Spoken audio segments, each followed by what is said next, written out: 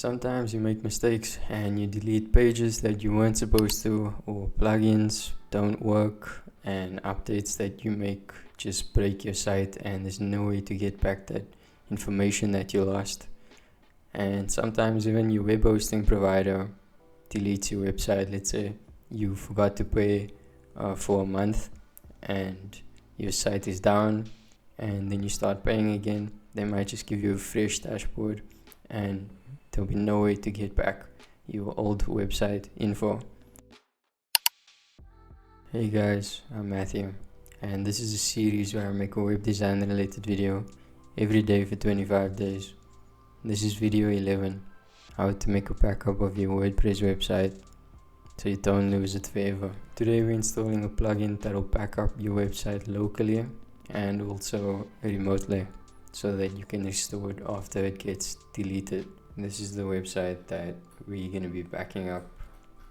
So I'll click on the name to go to our dashboard, and then I'll go over plugins and then click on add new plugin.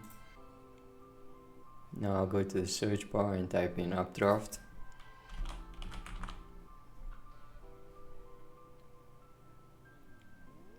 Then where it says Updraft Plus, you can click install now. And then we click activate. Now I'm going to click on settings. On this page we'll click backup now and then click backup now again.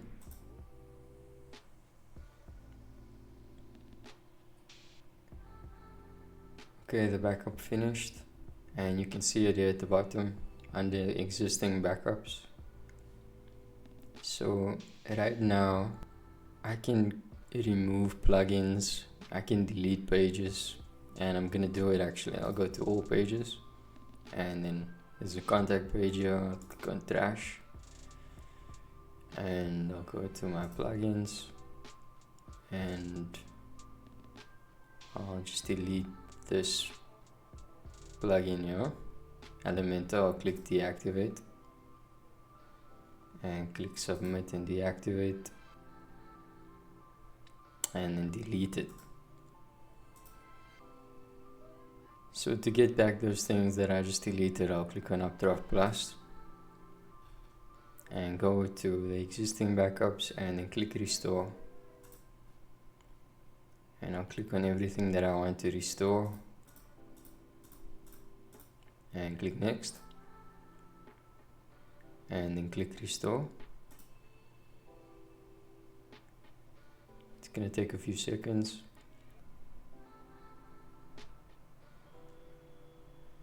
And restore successful, so I'll click on return to Updraft Plus.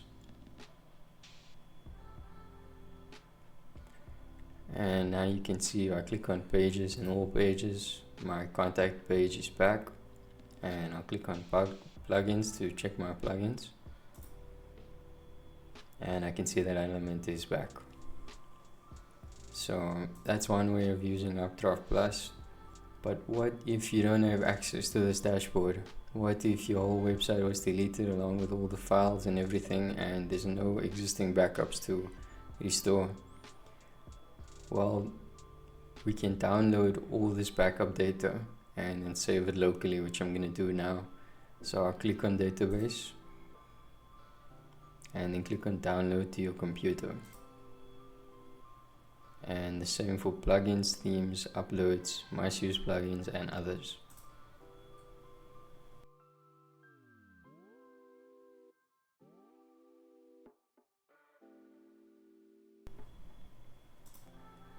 Make sure to check your download history to confirm that the files are being downloaded. In this case they weren't, so I need to click on keep if I want them on my machine.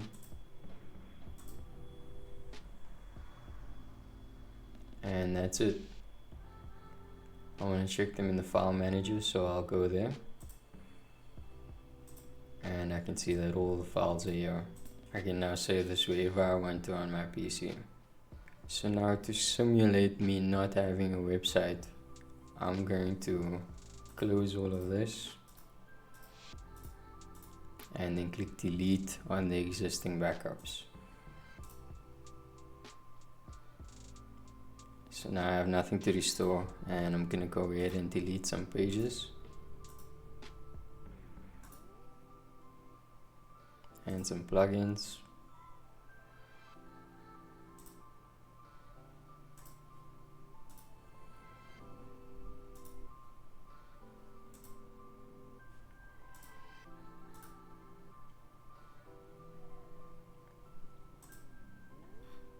Cool. So if you open up a fresh install of Updraft Plus, you're likely not gonna have any existing backups if your website was deleted. Next to more tasks, click upload backup files, and then click select files. Then navigate to your files and select all of them by holding down the left click button and click open.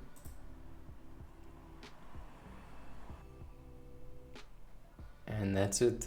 I just uploaded all of the backup data that I need, and I can click on restore. I'll choose all the components that I want to restore and then click next and click restore.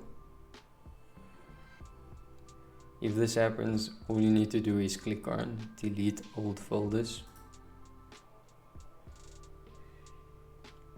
Wait for that to load and then click on return to Updraft Plus. Now click on restore again. Choose the components and click next and click restore.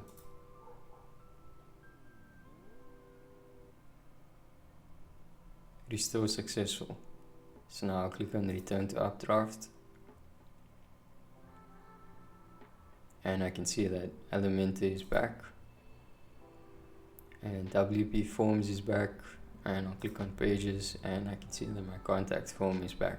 If you don't want to store the files on your machine, then you can click on settings and choose where you want to send those backup files.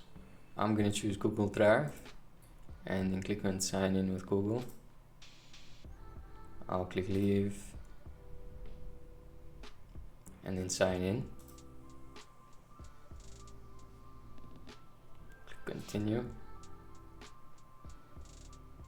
and then click continue again, and now I'll click on return to Updraft. So now if I click on settings, I can choose Google Drive and scroll straight to the bottom and then click save changes. I need to authenticate with Google one more time, so I'll click on this and choose my account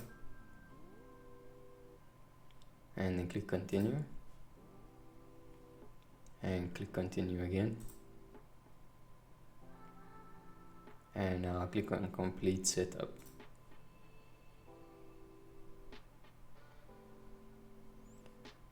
So now if I want, I can click on backup now, and over here it says send this backup to remote storage. So if I click on backup now, this will go to my Google Drive.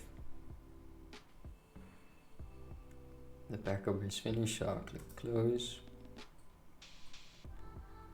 And now I want to make sure that this went to my Google Drive, so I'll open it, and I can see that a folder was just made in my drive, so I'll open it and I can see that the backup was successful. And now I'm going to show you how to make these backups automatic. For that you can click on settings, and where it says files, backup, schedule, you can click on manual and say weekly or daily or fortnightly or monthly. I'm going to go with fortnightly and click fortnightly here also. This means that a backup is going to be made every 2 weeks. You can adjust the schedule to whatever you want. but I want it to be fortnightly, and I'm going to save 4 backups.